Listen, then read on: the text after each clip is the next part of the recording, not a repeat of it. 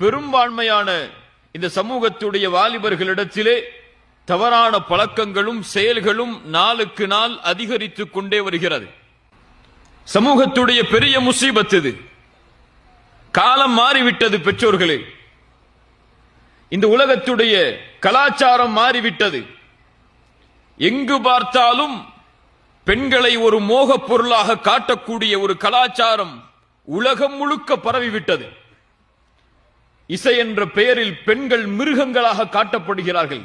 அதனுடைய வார்த்தைகள் மூலமாக ஒரு பெண் என்றாலே அவள் இச்சைக்காகத்தான் பயன்படுத்தப்பட வேண்டும் என்றும் அளவிற்கு இந்த உலகம் பெண்களை ஒரு மோகப் பொருளாக காட்டி காட்டி காட்டி அல்லாஹ் பாதுகாப்பானாக. இந்த காலத்திலே வாழக்கூடிய எல்லா வாலிபர்களுடைய உள்ளத்திலும் அல்லாஹ் பாதுகாத்தவர்களை தவிர தவறான செயல்களும் தவறான எண்ணங்களும் தவறான பழக்கங்களும் நிரம்ப காணப்படுகிறது. அதற்கு காரணம் தாமதமாக திருமணம் செய்தல்.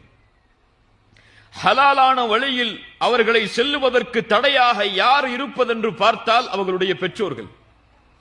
25 வயசாயிடுச்சு எனக்கு, 28 வயசாயிடுச்சு எனக்கு இன்னும் திருமணம் முடியல. ஏன்? என்னுடைய வாப்பா அம்மா கல்யாணம் பண்றதுக்கு தடையா இருக்கிறாங்க. இன்னும் நீ சம்பாதிக்கணும், இன்னும் நீ படிக்கணும், இன்னும் குடும்பத்துக்கு நீ சம்பாதிச்சு கொடுக்கணும். உன் தங்கச்சி இப்பதான் 8 வயசு இருக்கா, அவளுக்கு 18 வயசு எப்ப வருதோ அதுக்கு பிறகுதான் நீ கல்யாணம் முடிக்கணும். வீடு இப்பதான் 1 மாடி கட்டி இருக்கு, 2வது மாடி எப்ப கட்டுறோமோ அப்பதான் கல்யாணம் முடிக்கணும்.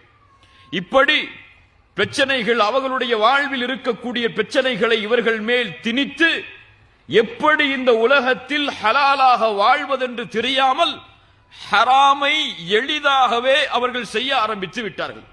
உண்மையா இல்லையா? ரசூலுல்லாஹி ஸல்லல்லாஹு அலைஹி வஸல்லம் என்ன தீர்வை சொன்னார்கள்?